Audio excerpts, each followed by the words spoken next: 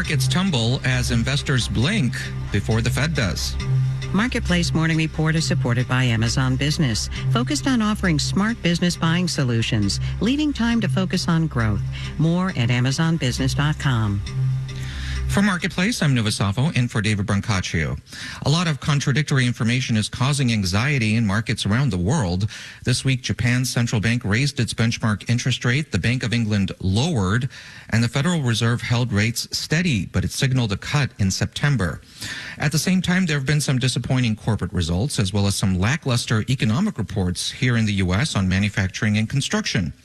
All of that is adding up to a rough day for markets overseas. The BBC's Leanna Byrne has more. Japanese stocks took a big nosedive today, falling like we haven't seen since the early pandemic. The Nikkei 225 closed nearly 6% down, marking its second biggest point drop ever. This follows Wall Street's plunge as investors worry about the US economy and a stronger yen, which isn't good for Japanese exporters. In Europe, technology stocks hit their lowest level in over 6 months. The Stoxx Europe 600 Technology Index dropped 3.6%, its lowest since January. And it follows a recent sell-off in high-tech stocks globally because investors are worried about whether big investments in artificial intelligence will actually pay off. I'm the BBC's Leanna Byrne for Marketplace. For more direction, markets will be closely watching the Labor Department's jobs report. The official tally of hiring and unemployment for the month of July comes out later this morning. The report is closely scrutinized at the best of times, but with all of the concerning economic data this week, markets are nervous that the Federal Reserve may have waited too long to cut interest rates. For more on what we can expect to hear from the Labor Department, we turn to Diane Swong. She's chief economist at the audit, tax, and advisory firm KPMG.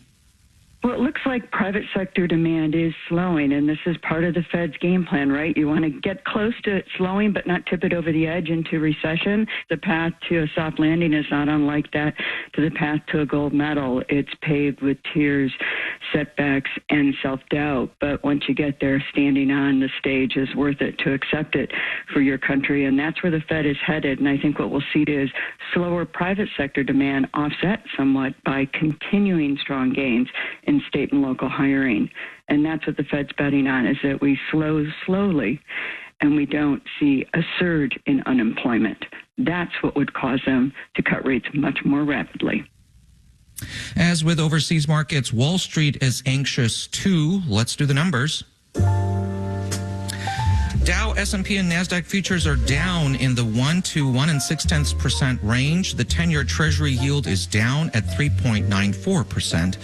Shares of Intel are plunging, down more than 20% in pre-market trading. The chip maker is cutting 15% of its workforce to reduce costs.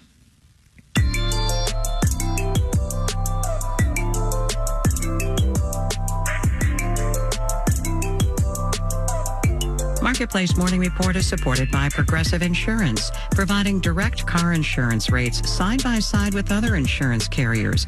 Customers can see rates and find an option that works for their needs. Now that's Progressive. Learn more at progressive.com. We're in the middle of another heat wave, which can make cooler parts of the country seem, well, very attractive. A new analysis shows that some Americans are reversing migration patterns, which typically mean people leaving colder states for warmer ones.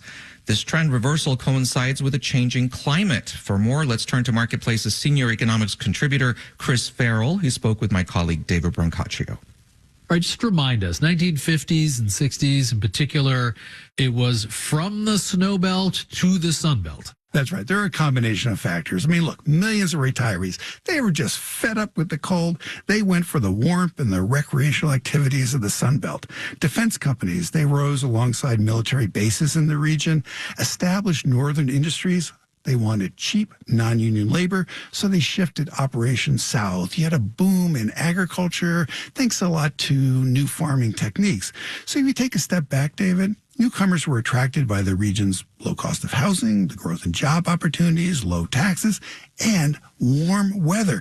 And the widespread adoption of new technologies like air conditioning made the hot climate bearable. All right. And to be clear, people are still going to warmer places, but what is it that is making researchers wonder if that trend endures? Global climate change. I mean, think of the heat waves, the heat domes that have driven temperatures to unsafe levels this summer in the Sun Belt. And this is what two economists from the Federal Reserve Bank of San Francisco write. They say that Americans are starting to migrate away from areas increasingly exposed to extreme heat days toward historically colder areas, which are becoming more attractive as extreme cold days become increasingly rare. And they reasonably speculate that climate change could even lead to a reverse mass migration pattern in coming decades. Okay. I mean, what are they using for data to get to that kind of hypothesis? Their study, which they say to their knowledge is the first to document this shift in migration patterns, it starts in 1951, but it really focuses on that area 1970 to 2020.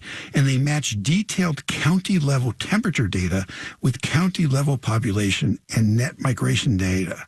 Now, two definitions. Extreme heat, that's defined as a day where the 24-hour temperature is above 80 degrees. Extreme cold is when the average 24-hour temperature falls to 20 degrees or lower. Historically cold counties in the snow belt are becoming less cold over time, and hot Sunbelt counties, they're having more extreme heat episodes than before. So even with HVAC, and even if you don't live anywhere near rising ocean levels, people are responding to climate change. That's right. There was this really strong correlation between weather and internal migration in the U.S., but it's weakened in recent decades. So by the 2010 to 2020 period, they say there's little correlation between heat and migration. You know, maybe hot weather just isn't as attractive these days to people living in cooler climates. And in some cases, we've even seen a reversal in the direction of migration. Hotter rural counties, they lost population over the last decade of data relative to colder rural counties. Also, hotter counties have recently witnessed declines among people with a 4-year college degree. Marketplace's senior economics contributor, Chris Farrell. Thank you. Thanks a lot. David Brancaccio with that interview. Our executive producer is Kelly Silvera. Digital producer is Dylan Mietnan. Our engineers are Jessen Dueller, Brian Allison, and John Brewington. I'm Nova Safo with the Marketplace Morning Report.